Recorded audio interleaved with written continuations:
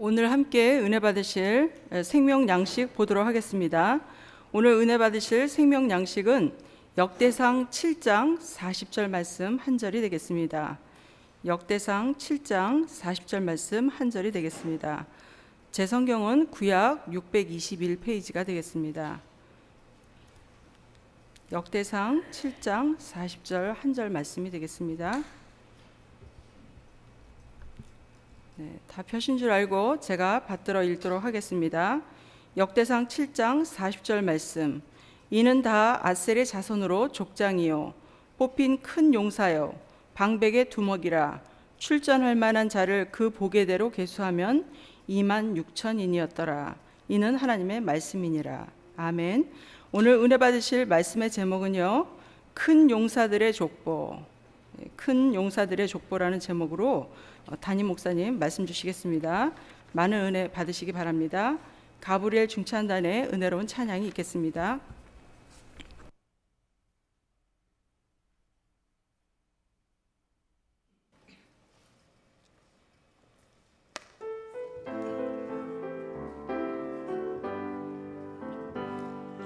한 분만으로 나는 만족해. 나의 모든 것 대신 주를 찬양해. 나의 영원한 생명 대신 예수님 목소리 높여 찬양해. 주님의 크신 사랑 찬양해. 나의 힘과 능력이 되신 주 나의 모든 삶 변화되었네. 크신 주의 사랑 찬양해. 주님 한 분만으로 나는 만족해. 나의 모든 것 대신 주를 찬양해. 나의 영원한 생명 대신 예수님 목소리 높여 찬양해. 주님의 크신 사랑 찬양해. 나의 힘과 능력이 되신 주 나의 모든 삶 변화되었네. 주신 주의 사랑 찬양해. 주님의 크신 사랑 찬양해. 나의 힘과 능력이 되신 주 나의 모든 삶 변화되었네. 크신 주의 사랑 찬양해. 크신 주의 사랑 찬양해.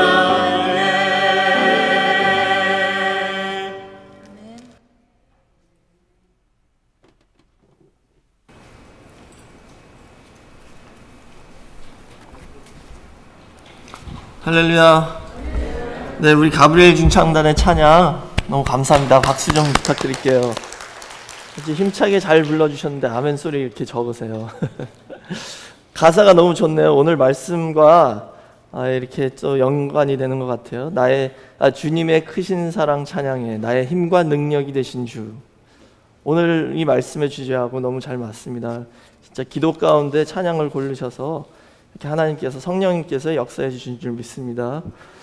자, 오늘 저는 이 역대상 7장 40절 말씀을 통해서 큰 용사들의 족보라는 제목으로 잠시 은혜를 나누겠습니다.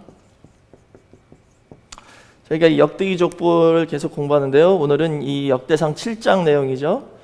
이 역대상 7장 족보는 이사갈 지파와 베냐민 지파, 납달리 지파, 그리고 므낫세 반 지파, 그리고 에브라임 지파와 아셀 지파, 총 6개의 지파의 이 족보로 구성되어 있습니다. 근데 여기 베냐민만 빼고 다 북이스라엘의 지파들이죠. 근데 오늘 이 7장의 특징은 이 큰 용사라는 이 표현이 여러 번 반복되고 있어요. 그래서 총 6번, 이 7장에서만 총 6번 등장하고 있죠.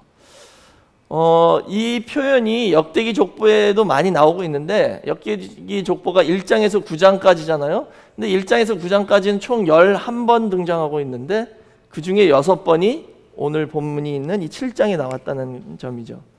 그래서 이 표현이 오늘 이 7장의 내용에 아주 중요한 그런 것이다라는 것을 저희가 알 수 있습니다. 그래서 이 큰 용사라는 표현을 통해서 역대상 7장의 족보가 주는 교훈이 무엇인지 알아보는 시간을 갖도록 하겠습니다. 그러면 먼저 이 큰 용사라는 그 표현의 의미가 무엇인지 볼게요. 첫 번째로 히브리어로는 큰 용사가 기뽀르 하일입니다. 두 단어예요. 기뽀르 하일. 그래서 기뽀르는 강하다, 힘세다 뭐 이런 뜻이고요. 하일 역시 힘 혹은 능력 이런 뜻입니다. 그래서 기뽀르 하일을 뭐 큰 용사 아니면은 이렇게 번역하고 있죠. 근데 성경에서 보시면 이 기뽀르 하일 큰 용사가 크게 두 분류로 나눠지고 있어요. 어떻게 나눠지냐 하면 자기를 위해서 자기 힘을 가지고 자기 이익을 위해서 세상에서 큰 용사로 인정받는 사람들이 있는데 대부분 그런 사람들은 하나님을 대적하는 큰 용사들이에요. 그 반면에 하나님께서 주시는 힘으로 하나님의 은혜 가운데 하나님의 뜻을 위해서 싸우고 일하는 그런 큰 용사가 있죠. 그래서 하나님의 대적하는 큰 용사의 대표는 창세기 6장 4절 보시면 거기에 하나님의 아들들이 세상의 딸들과 결혼해서 난 자식들이 있죠. 그 사람들을 뭐라고 그래요? 네피림이다 라고 나와 있죠. 네피림. 그래서 이들은 용사다 그리고 고대의 유명한 사람이다 라고 나와 있어요. 거기 용사라는 단어가 나와 있죠. 또 창세기 10장 8절 보시면 니므롯이란 사람이 있습니다. 니므롯. 이 니므롯은 세상 처음 영걸이다 그랬어요. 영걸. 한국말은 영걸인데 히브리어는 똑같은 기뽀르 하일입니다. 이 니므롯이 누구예요? 하나님을 대적하고 하나님 믿는 백성들을 핍박하고 또 바벨탑을 쌓는데 주도한 사람이죠. 이렇게 자기를 위해서 하나님을 대적하면서 큰 용사로 등장하는 인물들이 있는 반면에 하나님의 뜻을 위해서 싸우는 용사들이 있습니다. 그 대표가 다윗이에요. 다윗 왕은 하나님의 싸움을 싸우는 사람이다라고 인정받았죠. 그래서 사무엘상 16장 18절 보시면 이 다윗이 왕되기 전에 소년이었을 때 이 다윗에 대해서 이렇게 말하고 있어요. 소년 중 한 사람이 대답하여 가로되 내가 베들레헴 사람 이새의 아들을 본즉 탈 줄을 알고 호기와 무용과 구변이 있는 준수한 자라 여호와께서 그와 함께 계시더이다 라고 나와 있죠. 이 한국어 성경 참 어려워요. 호기와 무용과 구변. 무용이 뭔지 몰랐습니다. 호기는 찾아보니까 씩씩하고 호방한 기상. 무용은 무예와 용맹을 이렇게 표현하는 거죠. 이 두 단어가 히브리어로는 기뽀르하고 하일이에요. 큰 용사라는 것이죠. 용맹한 사람이다. 하나님의 뜻이라면 무엇이든지 할 각오와 용기가 있는 그런 사람들을 의미합니다. 그런데 이제 오늘 이 7장 족보에 하나님 편에서 하나님의 싸움을 싸울 수 있는 사람들, 그러니까 성경에는 그렇게 나와 있죠. 출전할 만한 사람들, 하나님의 전쟁에 나가서 함께 동참할 수 있는 그런 사람들, 하나님의 뜻을 위해서 싸우고자 하는 그런 언약 백성들이 기록된 족보라는 것을 오늘 말씀하고 있어요. 아무나 기록한 게 아니라 하나님의 그 하늘의 군대에 하나님과 함께 싸울 자들이 올라간 족보라는 것이죠. 근데 그런 족보인데 이 7장 전체 내용을 보시면은요, 이렇게 하나님의 뜻을 위해서 싸울 수 있는 큰 용사들 중에 두 번째 대지는 여자들이 있었습니다. 여자들에 대한 기록이 있죠. 그러니까 그 구약 시대는 원래 족보에는 남자만 올라가야 되는데 하나님께서는 그런 것을 다 깨고 때때로는 여자 또 이방인을 족보에 올리실 때가 있어요. 왜? 그 사람들의 신앙과 믿음이 그만큼 훌륭하다는 것을 보여주는 것이죠. 하나님은 차별 없이 남녀노소 무관하고 당신의 뜻을 위해서 싸우고자 하는 사람들은 큰 용사다라고 인정하시고 그 족보에 다 기록을 해두셨다는 것을 보여주고 있습니다. 여자들 중에 첫 번째로 기록된 게 누구냐면 슬로보핫의 딸들입니다. 므낫세 지파에 슬로보핫이란 사람이 있었는데 역대상 7장 15절 보니까요, 이 슬로보핫은 딸들만 낳았더라라고 기록하고 있어요. 그냥 그렇게 아주 짧게 기록돼 있죠. 근데 이 슬로보핫의 딸들에 대한 기록은 민수기에서 잘 설명이 되어 있기 때문에 그것을 지금 언급하시는 내용이에요. 그럼 이 슬로보핫의 딸들이 왜 유명해졌냐 하면 슬로보핫은 딸만 낳고 죽었습니다. 그러니까 이 대를 이을 아들이 없었다는 뜻이었죠. 그래서 이 슬로보핫의 딸들이 모세에게 가서 우리 아버지는 딸만 있고 돌아가셨는데 그럼 우리 아버지의 기업, 이 땅, 그것은 어떻게 되냐, 이것을 우리에게 달라라고 요청을 했습니다. 그래서 모세가 그 말을 듣고 하나님께 기도해 봤더니 하나님 응답이, 그러면 그 사람의 기업은 딸만 있으면 그 딸들에게 그 기업을 물려주게 하라라고 명령하셨어요. 그래서 이 슬로보핫의 딸들은 아버지의 기업을 받아서 그 기업을 잃어버리지 않고 그대로 물려받아서 이어나갈 수 있는 그런 전례를 세운 여자들이에요. 대단한 거죠. 그 내용이 민수기 27장 8절에 기록되어 있습니다. 그래서 이 슬로보핫의 딸들에 대한 기록을 이 족보에 올린 이유는 뭐냐? 지금 이 족보는 바벨론 포로에서 귀환한 백성들에게 주신 족보잖아요. 바벨론 포로에서 와가지고 다시 그 하나님께서 주신 기업의 땅들을 되찾는 그 과정이 있는 거예요. 그들에게 지금 이 슬로보핫의 딸들을 언급하시면서 주시는 교훈은 뭐냐면, 조상의 기업을 지키는 것이 얼마나 중요한 일인지를 다시 한번 말씀해 주시는 거예요. 왜냐하면 지금 이 슬로보핫의 딸들이 받은 이 조상의 기업은 그냥 일반 조상의 기업이 아닙니다. 이건 뭐냐면 하나님께서 주신, 아브라함에게 약속하신 그 기업을 대대로 지켜가는 일이에요. 그러니까 오늘날 저희도 이 기업을 지켜야 되는 겁니다. 그게 뭐 땅이다, 재산이다 이게 아니라 우리는 영적인 아브라함의 자손으로 그 언약의 말씀과 그 신앙, 또 하나님께서 저희에게 주신 이 교회와 우리에게 주신 그 전도의 사명, 또 이 말씀을 지켜나가고 전수해 나가는 그 조상의 기업을 지키는 게 가장 중요한 일이라는 것을 지금 이 바벨론 포로에서 귀환한 그 세대들에게 가르쳐 주시는 말씀이죠. 그러니까 그 뜻은 뭐냐면 다시는 빼앗기지 말라 이거예요. 너희들은 너희 조상들이 죄져서 바벨론 포로 갔다 왔잖아요. 한번 빼앗겼다 하나님의 은혜 가운데 다시 주신 거잖아요. 다시는 이거 빼앗기지 말라라는 그런 경고의 말씀이 되겠습니다. 그다음에 두 번째로는 에브라임 지파의 세에라라는 여자가 있어요. 세에라. 이 세에라는 에브라임의 손녀인데, 이 사람은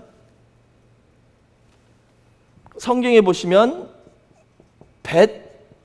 벳호론이란 도성과 성읍과 또 우센세에라라는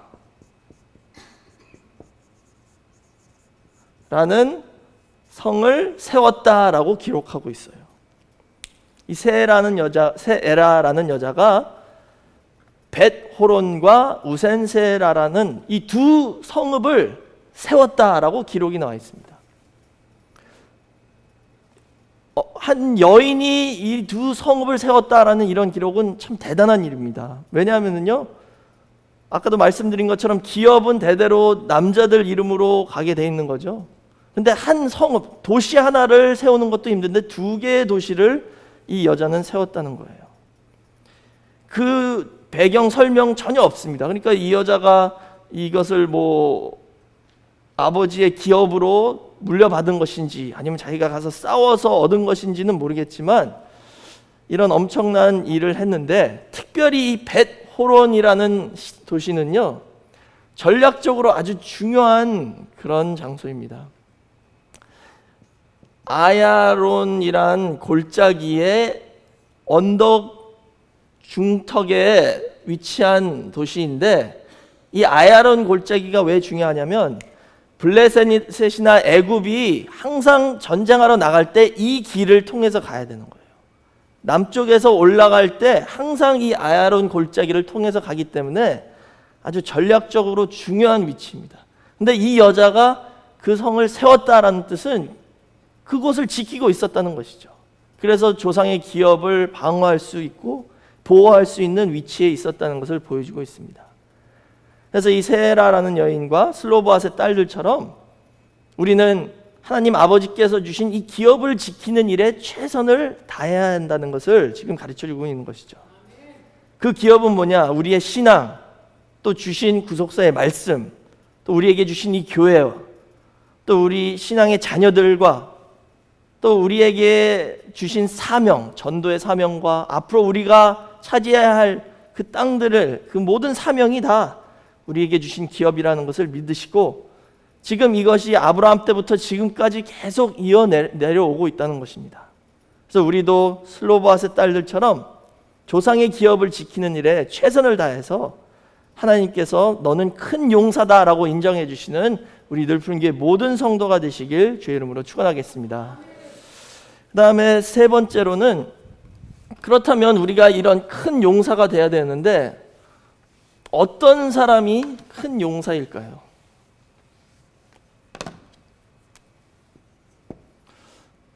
어떤 사람이 큰 용사인가?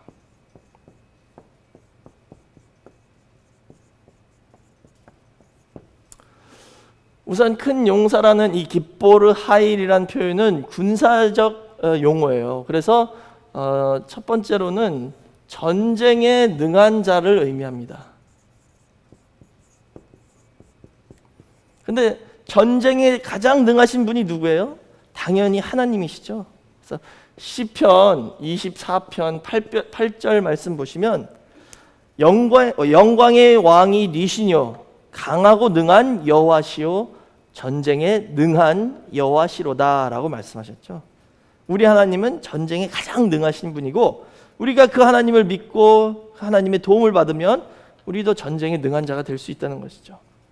그 다음에 그 외에도 여러 가지 의미가 있습니다. 재력가라는 뜻도 될 수 있어요. 그래서 룻기 2장 1절 보시면은 보아스가 그런 능력 있는 사람이었죠. 그 다음에 세 번째는 일에 능한 자. 어떤 일이든지 열심히 하고 일 시키면 잘하는 사람들이 있어요. 어떤 손재주가 있든지 어떤 재능이 있어서 일을 시키는 일마다 다 능한 자들이 있죠. 그런 사람도 깃보르 하일이다라고 이렇게 표현하고 있어요. 근데 이런 육신적인 것만이 아니라 또 영적인 의미도 있죠. 그래서 시편 33편 16절에서 18절 보시면 많은 군대로 구원 얻은 왕이 없으며, 군대가 많다고 구원 얻은 왕이 없대요. 그 다음에 용사가 힘이 커도 스스로 구하지 못하는도다. 구원함에 말은 헛것이며, 여기 말은 타는 홀스를 말하는 거예요. 타는 말. 이 전쟁할 때 말 타고 나가죠. 그러니까 구원함에 말은 헛것이며 그 큰 힘으로 구하지 못하는도다. 그러면서 18절에 여호와는 그 경외하는 자, 곧 그 인자하심을 바라는 자를 살피사라고 말씀하셨죠. 그러니까 이 구절들의 시편 33편 16절에서 18의 결론은 뭐냐?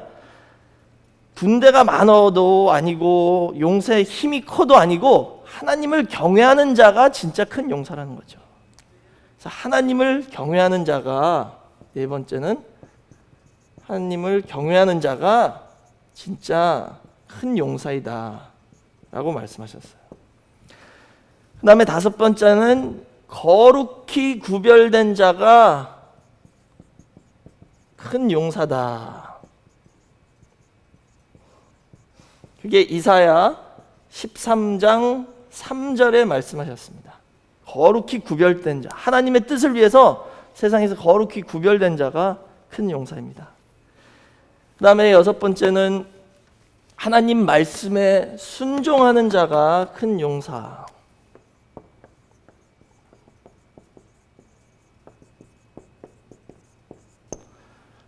이게 시편 103편 20절에 나와 있죠. 그 다음에 일곱 번째는 하나님 성전 봉사에 힘쓰는 자다. 성전에서 봉사하는 일에 힘쓰는 자가 진짜 용사다 라고 역대상 9장 13절에 말씀하셨고요. 그러니까 우리가 성전에서 청소를 하든 일을 하든 무엇을 하든지 성전 봉사에 힘쓰는 자는 하나님께서 큰 용사라고 인정해 주신다는 것이죠. 그 다음에 두 가지가 더 있는데요. 참 하나님께서 큰 용사로 인정하는 사람 여덟 번째는 누구냐? 하나님의 지혜를 받은 자다라고 말씀하셨습니다. 세상 지혜가 아니라 하나님의 지혜를 받은 자. 이게 잠언서 21장 22절에 나와 있습니다. 그리고 마지막 이 아홉 번째, 자신을 다스릴 수 있는 자. 이런 사람이 큰 용사다라고 잠언 16장 32절에 말씀하셨어요. 이 구절은 제가 읽어드리겠습니다. 잠언 16장 32절, 노하기를 더디하는 자는 용사보다 낫고 자기의 마음을 다스리는 자는 성을 빼앗는 자보다 나으니라 라고 말씀하셨죠. 노하기 더디하고 자기 마음을 다스리는 자가 진짜 용사라는 거죠. 그래서 저희도 이 말씀으로 우리 자신의 마음을 다 다스려서 큰 용사로 인정받으시기를 주의 이름으로 축원하겠습니다. 그래서 이런 것을 다 종합적으로 보면요, 결론은 뭐냐면 우리가 하나님을 경외하고 하나님 말씀을 붙잡고, 다시 말하자면 하나님의 도움을 받는 사람이 이 세상에서 가장 큰 용사라는 거예요. 그러니까 어떤 사람이 큰 용사냐? 기도의 용사가 큰 용사입니다. 그러니까 기도하면 하나님께서 가까이 와주시고 도와주시잖아요. 이 세상에서 하나님보다 더 강한 사람이 누가 있습니까? 가장 강하신 분의 도움을 받는 자가 가장 큰 용사라는 거죠. 그렇다면 마지막 네 번째로 하나님께서는 성도를 어떻게 도와주시는지 살펴보겠습니다. 좀 구체적으로 우리가 알아야 될 거예요. 어떻게 도와주시나?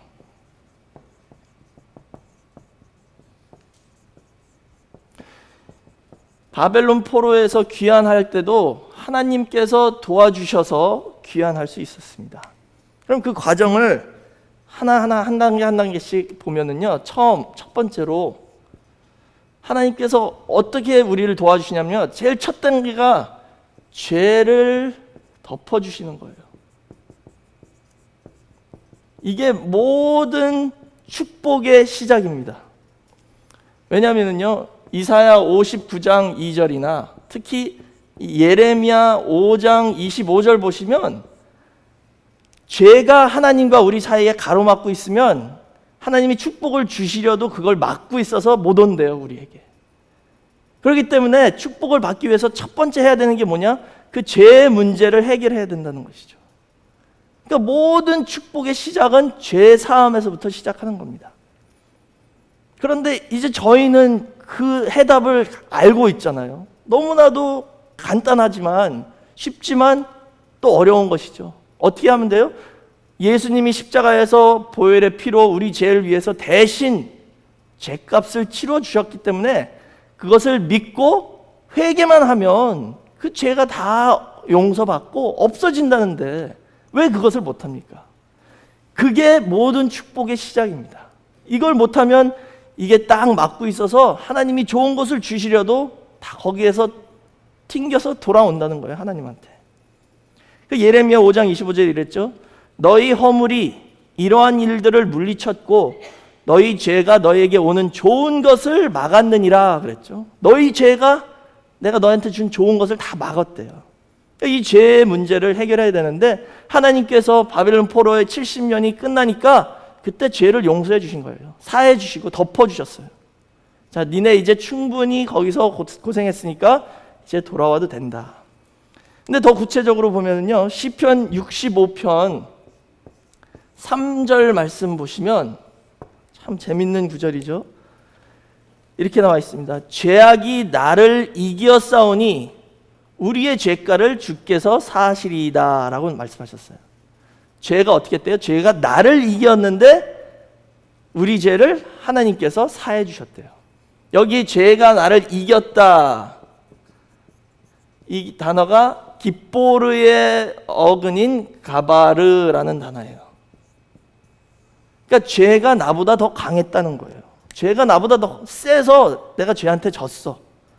그 다음에 우리의 죄가를 주께서 사하시리다. 이 뜻은 뭐냐면요, 그 이면에 있는 뜻은 뭐냐면 죄는 나보다 강했지만 하나님이 죄보다 더 강하셔서 나를 그 죄에서 구원해 주셨다, 이 뜻입니다. 그러니까 하나님은 가장 강하신 용사라는 거죠. 더 나아가서 하나님의 사랑과 자비와 인자하심이 인간의 죄와 사단의 계략보다 더 강하기 때문에 우리를 용서해 주시고 죄에서 구원해 주실 수 있다는 것을 지금 이 시편 기자가 말씀하는 거예요. 그렇기 때문에 우리가 믿을 수 있는 거죠. 인간의 죄가 아무리 악하고 강해도 우리 하나님은, 그리고 예수 그리스도의 보혈의 피는 그 죄보다 더 강하다는 것을 믿으시고 하나님의 사랑이 그거보다 더 강하다는 것을 믿으시고 회개할 때에 우리의 모든 죄를 사해 주시는 그런 복된 역사가 있으시길 주의 이름으로 축원하겠습니다. 그래서 저희는 매일매일 청산해야 돼요. 매일 밤에 오늘 하루에 내가 죄를 지은 게 뭐가 있는지 회개 기도로 청산해야지 내일 아침에 혹시 하나님이 축복을 주시려고 하는데 아직 그 죄가 있다면 그 축복이 못 오잖아요, 우리한테. 그러니까 매일 청산하는 그런 삶을 사셔서 하나님의 하늘 문이 활짝 열리고 하나님께서 주신 모든 좋은 것이 우리에게 임하는 그런 역사가 있을 줄 믿습니다. 다음에 두 번째로 하나님께서 우리를 어떻게 도와주시냐. 먼저 죄를 사해 주셔요. 그 다음에 두 번째는 하나님의 영으로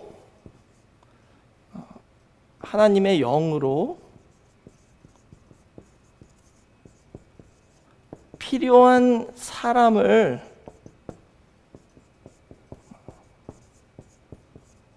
움직여 주십니다. 저희가 살아나가면서 어떤 일을 할 때 사람의 도움이 필요할 때가 많잖아요. 인맥이 필요할 때가. 근데 그런 사람들을 우리가 가서 설득하는 게 아니라 하나님의 영이 역사해 주신다는 것을 성경에서 지금 가르쳐주고 있으니까 우리는 그 사람보다 하나님에게 간구하면 하나님이 그 사람을 움직여 준다는 거예요. 그러니까는 바벨론 포로 할 때 누구를 움직였습니까? 먼저 1차 포로에는 고레스 왕을 움직이셨어요. 그래서 에스라 1장 1절에서 2절 보시면 하나님이 고레스의 마음을 감동시키셔서 공포하고 조서를 내려서 다 돌아가서 예루살렘 성전을 다시 지으라라고 선포하게 만드셨다는 거예요. 고레스는 그 당시에 전 세계를 꽉 잡고 있던 가장 강한 사람입니다. 근데 그 사람의 마음을 하나님이 움직이셔서 이 소수민족 유대인들을 해방시켜 주신 것이죠. 2차 포로 때는 아닥사스다 왕의 마음을 움직여 주셨죠. 이 에스라 7장 21절과 27절에서 28절 보시면 나 아닥사스다 왕이 강 서편 모든 고지기에게 조서를 내려 이르기를 하늘의 하나님의 율법의 학사 겸 제사장 에스라가 무릇 너희에게 구하는 것은 신속히 시행하되 그랬어요. 에스라가 시키는 것은 다 하래요. 무엇이든지. 이렇게 선포하게 됐어요. 아닥사스다 왕이. 근데 왜 그러냐? 27절 28절 가니까 그 이유가 있죠. 우리 열조의 하나님 여호와를 송축할지로다. 그가 왕의 마음에 예루살렘 여호와의 전을 아름답게 할 뜻을 두시고 그랬어요. 그 왕의 마음에 하나님이 이 뜻을 딱 두셔서 마음을 움직였기 때문에 이런 조서를 내렸다는 것이죠. 이렇게 하나님께서는 당신의 백성을 도와주실 때 이방인이건 안 믿는 사람이건 악한 사람이건 선한 사람이건 상관없이 그 뜻을 위해서라면 하나님께서 그 마음을 움직여 주시고 사람들을 동원시켜 주신다는 것을 믿으시고, 특히 우리가 전도할 때, 교회 일을 할 때 그 사람의 마음을 움직이는 것은 우리의 말이 아니라 하나님의 영이라는 것을 믿으시고 나갈 때 전도에 많은 열매도 맺으시고, 또 우리 사업이나 직장이나 학업에서 또 뭐 사회나 가정에서도 하나님께서 이런 역사하시는 것을 체험하셔서 다 승리하시기를 주의 이름으로 축원하겠습니다. 그리고 세 번째는 목적지 가는 길에서 또 보호해 주신대요.